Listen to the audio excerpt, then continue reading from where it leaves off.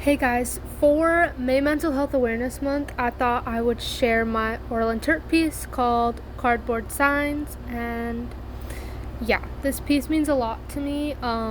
It's a piece I'm doing for the upcoming year for oral interp, and I just really hope that you enjoy it. Please don't mind, my air conditioner is very loud. You could probably hear it in this voiceover of mine. Please don't hate on this piece. I've only been working on it for a little bit. I was literally I missed a couple of parts during this recording, but my storage is too full to actually have like full-blown recording, and this video is just going to take up even more of storage that I don't have, so I will definitely need to delete some stuff. But yeah, so please enjoy.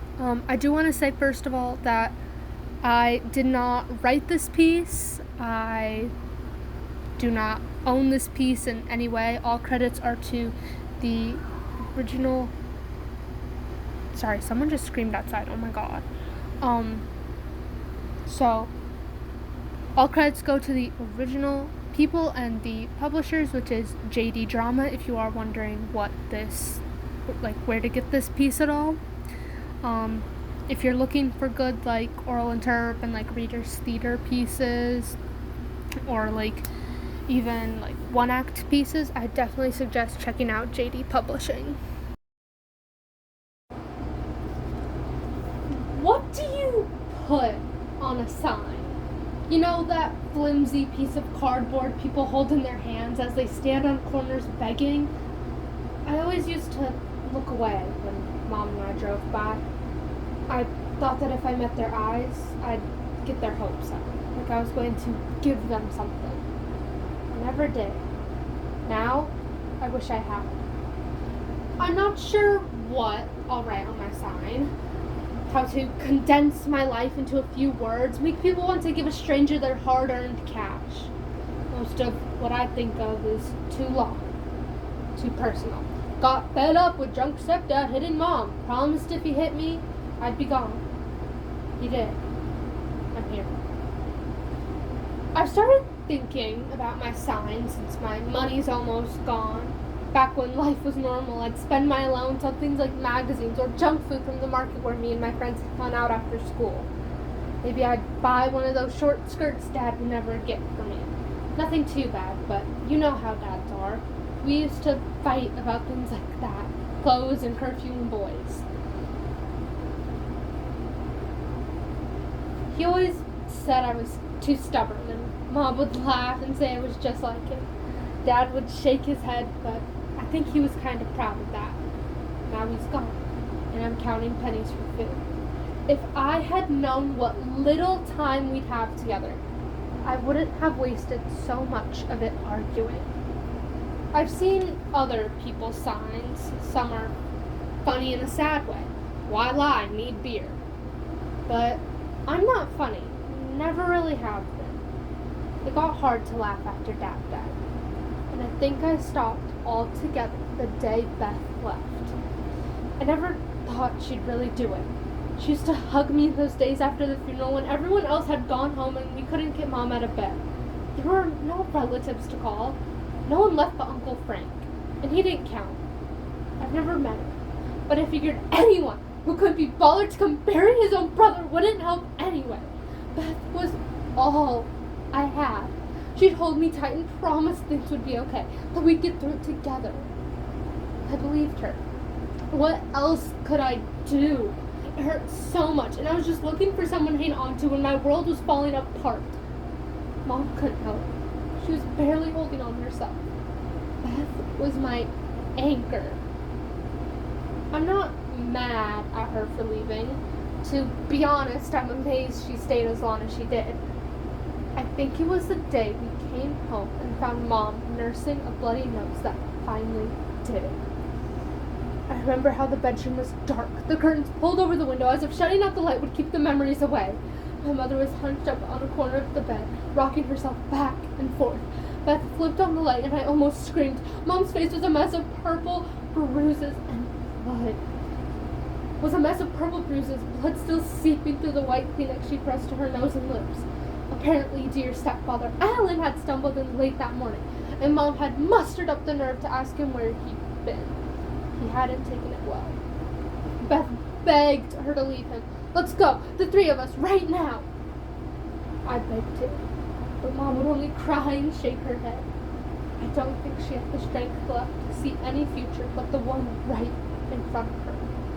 The one with Alan. He was actually an okay guy until he lost his job and he started drinking again. A lot changed after that. I thought about telling friends, maybe a teacher, but I didn't know what to say. Even if I did tell someone, what would they do? Take me and Beth away, split us up, put us in a house somewhere? I couldn't take that chance. So I blocked it out. Pretended things weren't really that bad. I kept pretending, right up to the day Beth left. And then it was too late. She left me a note. I found it on my pillow when I came home from school. For the longest time, I just stared at it. Like if I didn't touch it, it wasn't real. I knew what it would say. Finally, I opened it, hoping so desperately that it would tell me where she had gone, or to meet her so we could leave together. It didn't, of course. Just that she loved me and was sorry, but had to go. Or she'd end up like Mom. She promised to write, but she never did. I guess she got busy. The thought of me holding a sign would make her sick. If she knew where I was, I'd bet she'd come get me. Well, she would have at one point. I suppose things change. Who knows? Maybe she has a sign of her own. Hope not. Some people's signs tell of their families or their past or both. Homeless vet, kids to feed. But I don't want to share my past. Not with strangers. They judge. I could see it in their eyes. Those who aren't too scared to look away. Some give looks of pity. "Oh, you poor dear, how on earth did you wind up here?" But I know they don't care that much. The light will change and they'll drive off and I'll be forgotten before the next block. Others stare and I can feel the accusations, thoughts of drugs, alcohol fleeting through their heads.